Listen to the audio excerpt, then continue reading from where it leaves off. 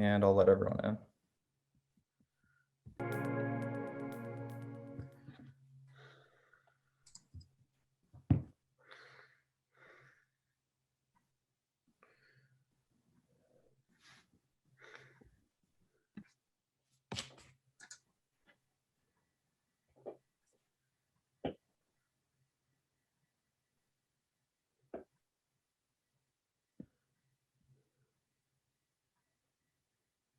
All right, we're set. Yep, that should be everyone, Mark. We should be all set. Great. Okay, so I'd like to open the Tuesday, July 13, 2021 meeting of the Evanston Preservation Commission. We have a quorum of 7 of the 8 members.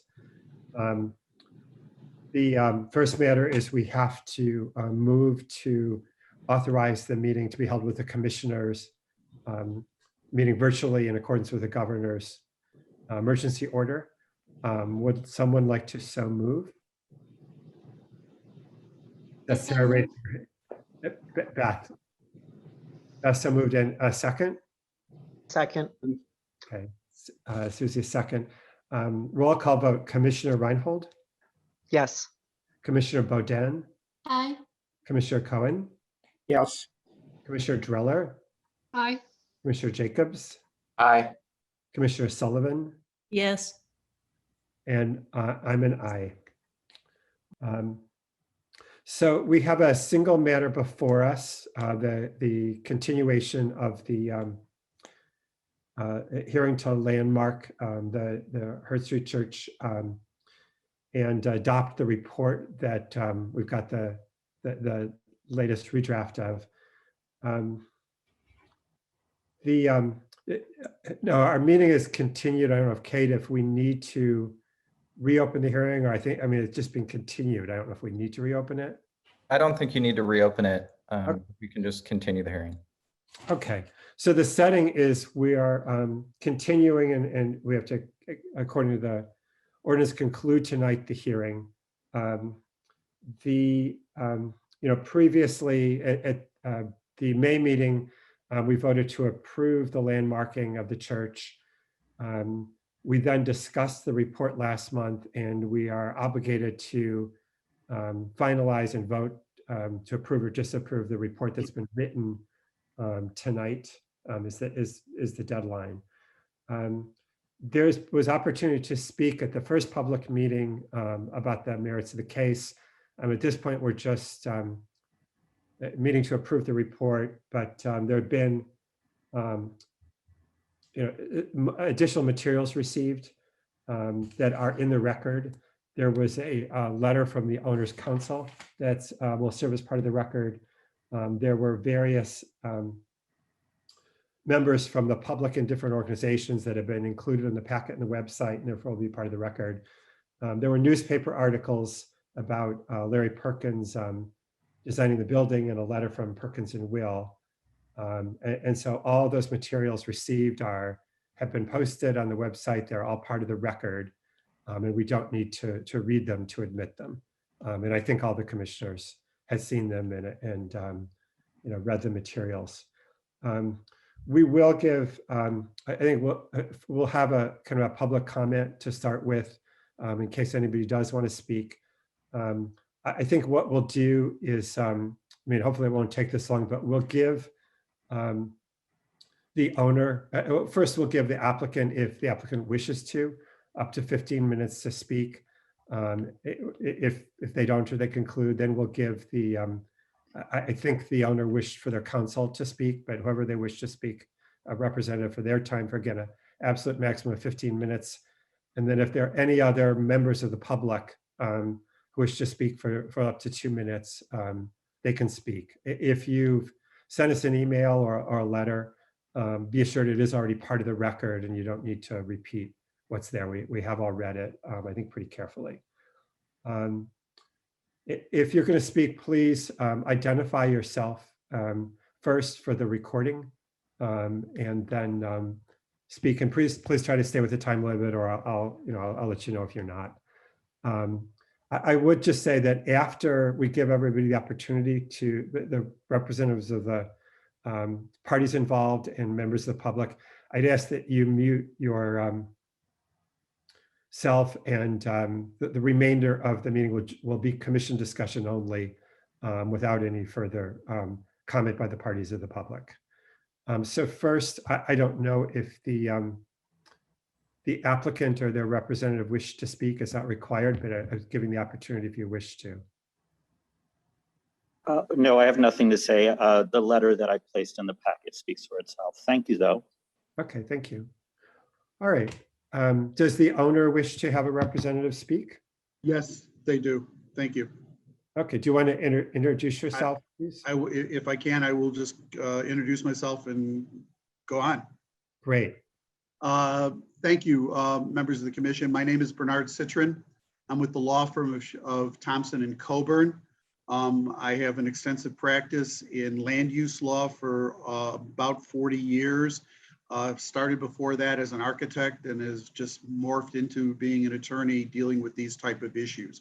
I've been involved with landmarking issues, both proposing landmarks and opposing landmarks, probably 50% of the times, and in most cases have worked out the differences so that we've been able to move forward. So it's not with, it is not without some knowledge of process and otherwise that I'm being brought in here today.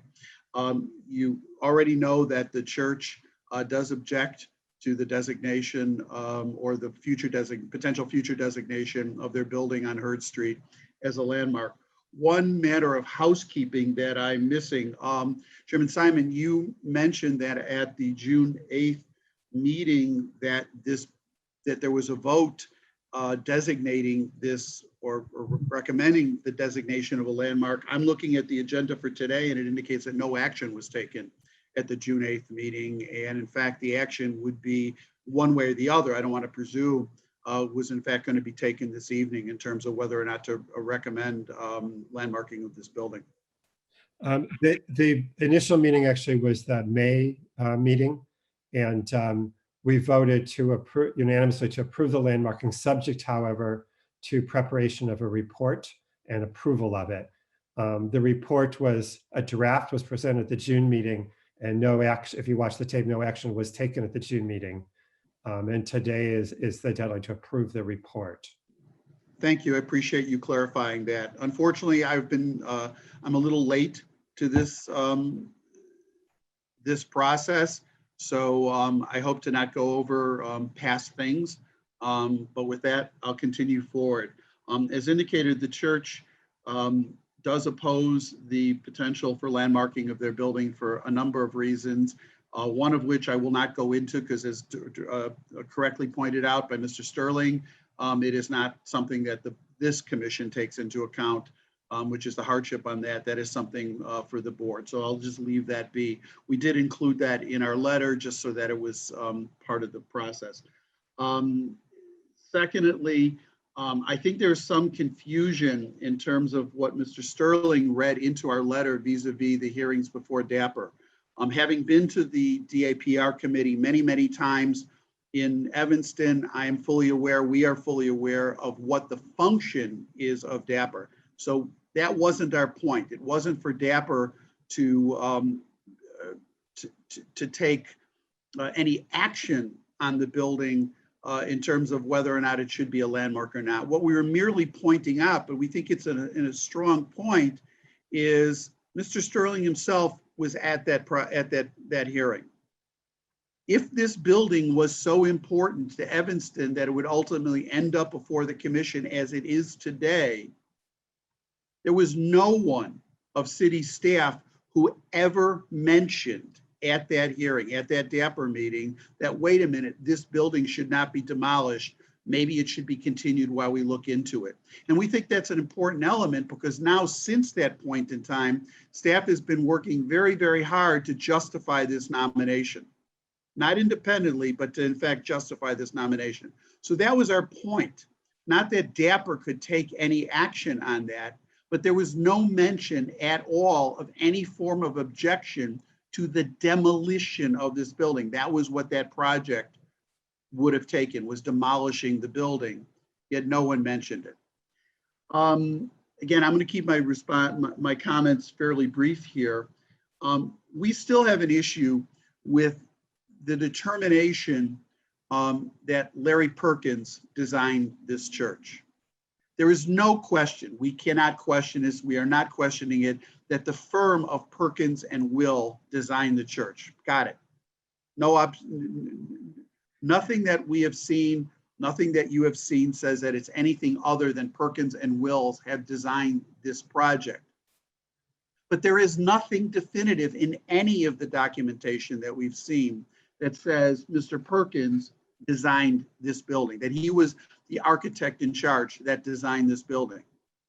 Now, people are assuming that, but I'm a lawyer. I have to look at things as the way a lawyer would, unfortunately.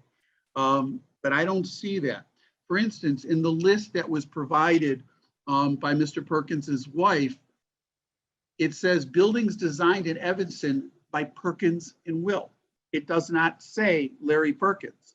If, for instance, this building was really designed by Philip Will, I think the whole tenor of this hearing changes, even if Mr. Will lived in Evanston, because everything, this whole process starts and ultimately ends with we believe this building should be landmarked because Larry Perkins designed it. And that is not what that letter says. It lists a bunch of buildings, a number of buildings, very significant buildings. I'm not questioning that, but significant buildings that were designed, as it says, by Perkins and Will. Now, in fact, one of these buildings, the Leonard Wall House, says first house designed by Larry Perkins. That is the only building on that entire list that has Larry Perkins' name directly attached to it. None of the other ones do. There's been a lot of presumptions, or maybe it's wishes, that Larry Perkins designed this church. But there is nothing in the record that, if challenged, would show that Mr. Perkins absolutely designed this. I looked over the letter prepared by Jerry Johnson. Now, Mr. Johnson won't remember me. I did work with him on a major project in the city, but it was a way long time ago. The letter is fine. There's nothing wrong with the letter. He's not saying anything wrong, but he didn't work at Perkins and Will when Larry Perkins was there purportedly designing this church. All he says is a presumption that Mr. Perkins would have been the partner in charge without any basis for that, other than I worked at the firm for a long time. And it doesn't say, there's nothing there that there's nothing that refutes that maybe someone else was what was the partner in charge, was in charge of designing this church. If you look at what was provided by Landmarks Illinois, who I've worked with before, I respect them. They do a tremendous job. But I went and looked at the Illinois in their database on the Landmark Illinois website, just as was directed. There's nothing about Larry Perkins directly. So the comments that were made by Landmarks Illinois, as far as I can see in the record, there's nothing that backs them up. There's a wish, there's a desire to say that this building was designed by Larry Perkins and therefore it should be designated a local landmark. There's a lot of undercurrent that seems to say that, but you're being asked to take a very serious action that will have, as I pointed out, and again, this won't be discussed necessarily with you, but will have very strong consequences to the landowner. And we don't see that the burden on the burden for that criteria is really having been met. And part of that, I would argue, as I'm going to, is pointed out in Larry Perkins's own words, which was that extensive document that I sent in, which was a couple of hour interview of Mr. Perkins for the express purpose of, in effect, going over his life and going over his projects and looking at all the projects and asking him specifically about projects. And if this church, which has been noted, would have been the only church that they did, was an important project to Mr. Perkins, I would say, why was it never mentioned? He went into detail saying, after a war, they were looking for any business they could get to keep the firm intact, to be able to continue this firm, which, as we all know, became a powerhouse firm, right? I mean, it's there. So this formed the basis of everything that followed through. Yet the only projects that he mentioned in that interview of his life, in his own words, were schools. That's what made this firm happen. It was right, right around the time of the Crow Island School, a bunch of other schools that were there. I'm actually incredibly impressed that you can go from doing relatively small projects like this to as larger projects as Perkins and Wills has done today and continues to do. But if it was that important, if this church was such a centerpiece of his practice at that time, I position to you that no different than all the supposition that's been part of the record, my supposition is he would have said so. He was often running. If you read that, it's a very fascinating interview. It's a long read because the interview was hours long. But if it was the only church that he did in his career, you would think, and I'm saying to you, you should know that it would have been part of that interview. He would have pointed it out saying, I inherited this church from my dad, which is probably really what happened here. And, we brought it to completion and that helped us. Now that morphs into something else. There's a lot of great architects out there. Evanston has been lucky, or just because it's the type of place it is, where you've had great architects living in Evanston, or they've participated in buildings in Evanston, and you're very lucky that has been the case through the years. But I think without question, not every building done by a great architect deserves to be landmarked just because their name is on that building. That's why there's additional criteria involved here. And even assuming, which I'm not admitting to, but even assuming that this building was designed by Larry Perkins, it clearly wasn't important enough to him to mention in that interview, and it doesn't rise to the level of landmark architecture. It absolutely does not. It's a fine building. It's not an ugly building. It serves its purpose. And I think that's, unfortunately, in our view, in our architect's view, the best that could be said about it. Mention was made of a very old building. I remember studying that in architectural history courses, Martin's in the Field, and that style of church, and that somehow this building relates back to that.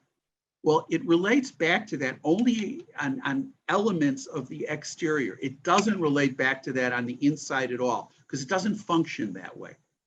In no way does it function as those churches. And in that sense, all this building represents is a church. This is what churches look like.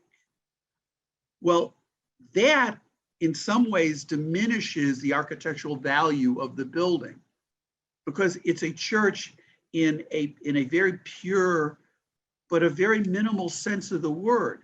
It doesn't have the elements of a landmark church. It's a church.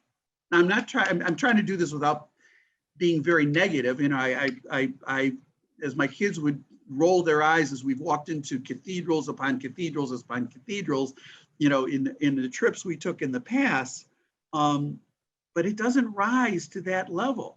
It doesn't set a new stage for the type of church, nor does the building, as we pointed out, really represent a Second Church of Christ Scientist church. There were a couple of them that were done in this style, and that's it. So it doesn't even set the the stage for what would be the Second Church of Christ type of churches. So for that reason, again, buildings can be designed by very fine architects that have other landmarks. We see that there are other landmarks that were directly designed by Mr. Perkins in Evanston. This doesn't rise to that level in the least bit. It is a very plain building that respects the fact that this was a congregation that had to raise the funds to build this building after the war. Materials were in short supply, and they used a commercial developer or commercial contractor to build this building. But there's nothing about the exterior that goes above and beyond. And that's, I guess, my point I'm making. It should be, to be landmark, it should go above and beyond just being a church or a building designed by Mr. Perkins. There's nothing wrong with having a building that's a handsome building. But to say that this is a landmark building in his own career, when you look at Crow Island School, which set the stage for an entirely a different line of architecture, that's a landmark Larry Perkins building. Some of the other buildings in Evanston are landmark Larry Perkins building. I feel bad using his first name like I know him. I should be calling him Lawrence Perkins or Mr. Perkins, because unfortunately I never met the man in my career. And I don't want to diminish his relevance to architecture, which is very great. But Mr. Perkins had the right to design, if he in fact designed this building, to do an okay building. It was a church. It wasn't meant to be a landmark building. That's not even the style of the Second Church of Christ scientists, to be ornamented in any way. It's a very simple building. Now, again, simple buildings can be landmark buildings if in fact they're innovative. This is what your own language in your ordinance says. If they're innovative, if they set the style for architecture to come. But this building doesn't do that.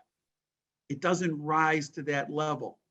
So even assuming that Mr. Perkins, which by the way, by saying this, I am not accepting, we are not accepting the fact that Mr. Perkins actually was the partner in charge, because there are gaps in all the evidence that is, quote, being held up as evidence. We don't see that. So with that, I'm going to end. I am past this. As I indicated, I'm not going to go into the hardship. We don't believe the standards have been met for this building to be designated a local landmark in the city of Evanston. Thank you very much. Thank you.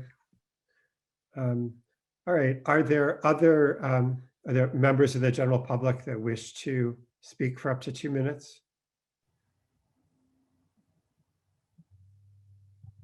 No. Okay. Thank you.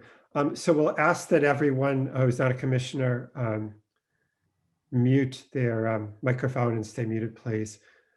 So the revised report, which was revised considerably, taking into account some of the arguments and issues made at the earlier meetings, has been posted on the website for everybody to see. Mark, I think if I can interject, I think we should make a motion to close the hearing. Okay. All right. I'm sorry. Would someone like to make a motion to close the hearing?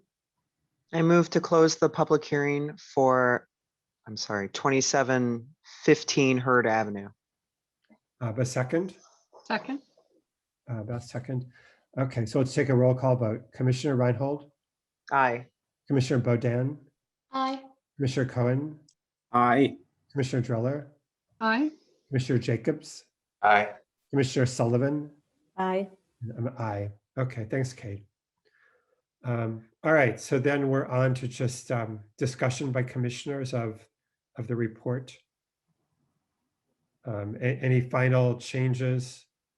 I mean, I know we've discussed this at a couple different meetings already, so I don't know how much more people wish to discuss. And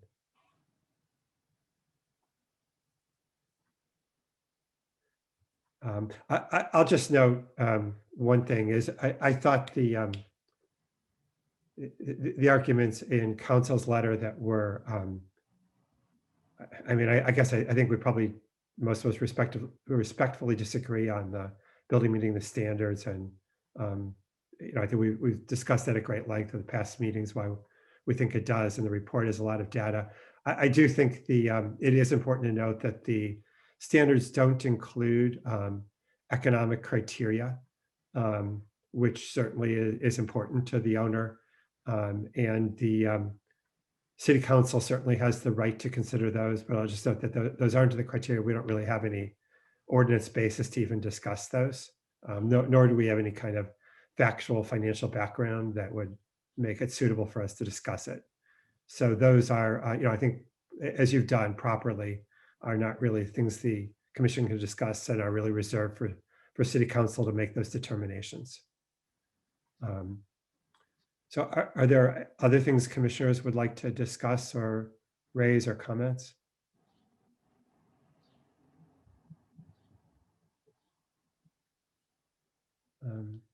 Okay, I guess the truth is we've discussed this a great deal at past meetings. Is it time to make a motion to approve? Would someone like to make a motion to approve the report? Sure, I'll make a motion that we approve the report of nominating 2715 Hurd Avenue in Evanston for landmark status. And then do we also, Kate, have to say and transmit the report to city council?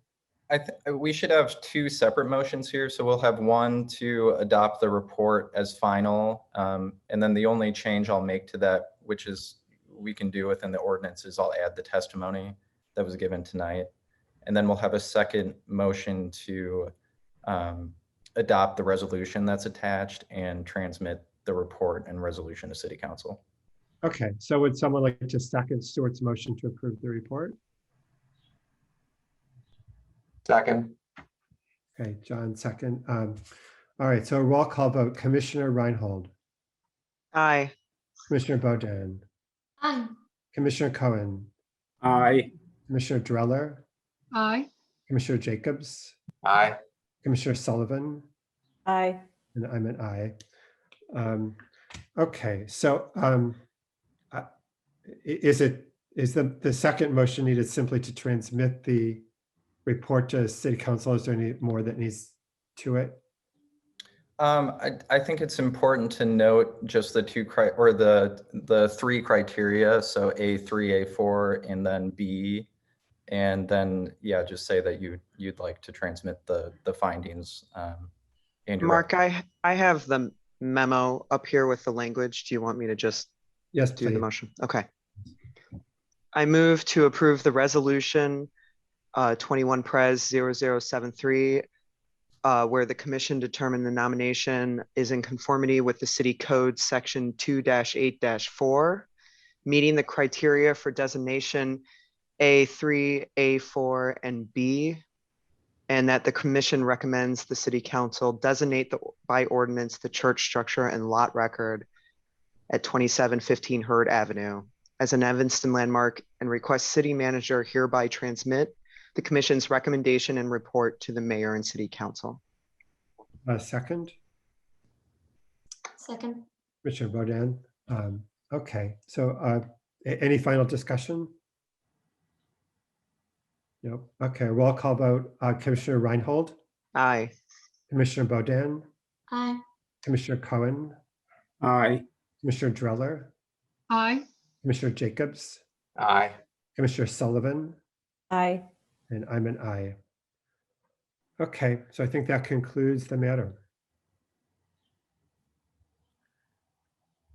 All right, so that concludes old and new business. I don't know if there were staff reports of any nature. I think I had one or two questions, but I don't know if Carlos or Kate wishes to report any staff matters. I don't think so. We'll have a motion to approve two separate meeting minutes. And then the only thing that I did bring up with you is that moving forward for the next couple meetings, or I guess into the future, staff is going to provide a monthly report on administrative approvals that are made so that there's some oversight over that delegation that you've given city staff. That'd be great. So for the ones for like this month, you'll transmit it shortly. I mean, Yeah, or I can just include that in the next. So August might be a little bit larger for that. But okay. yeah, we'll include everything. It's not just something new that we've discussed. We're going to transmit all administrative approvals. That'd be great. I think it would be helpful to, starting next month, transmit it in advance of the meeting. So if Yeah. there are questions or, we're kind of going through a transition process and kind of some uncertainty about in-person meetings and whether we'll be able to meet every month. And so I think it would help for the commissioners to be able to give you feedback or ask questions that might help you guys with that going forward. That's great. Yeah, that was actually going to be my question. If we save our questions about your report for the meeting, or is that what you would prefer that we do? I think I can definitely send it in advance. It's not a problem. Really, you can receive it whenever you'd like to receive it. And then it can also be included in each monthly packet. The idea is just in general, the commission is really the exclusive body that's charged with resource management of all types. And then it also has discretion within its rules on what it can delegate to city staff. So we just think it's prudent to supply the commission with that information so that there's oversight over what kind of projects, number of projects that are being approved. Okay. So to clarify a little bit more, it's that we will report applications that have been approved administratively, meaning that we will follow all the criteria that was established with the documentation that Kate provided earlier, previous meetings. And the whole intent is that the commission still has the authority to maintain that trust.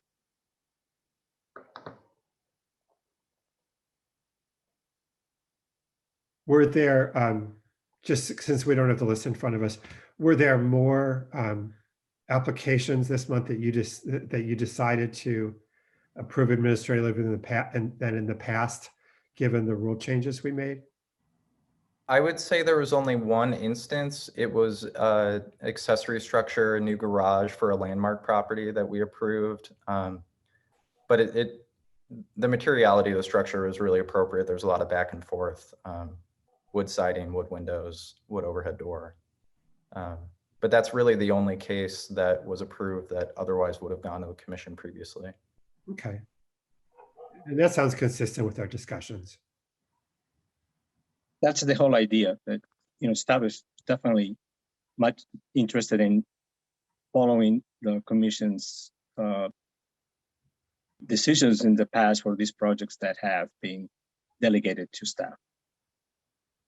Great, thank you. All right. Do you want to proceed with the minutes? I don't know if you have comments or. I didn't receive any. I have one. Yeah, I have one comment, Kate. Mhm. There's just a spelling on page 5. Okay. I think you meant to say comment on the bottom third. That's the only. Sorry to be nitpicky. That just was the only thing I noticed. No, I have to go in and approve it anyways, so that's easy to do. Thank you.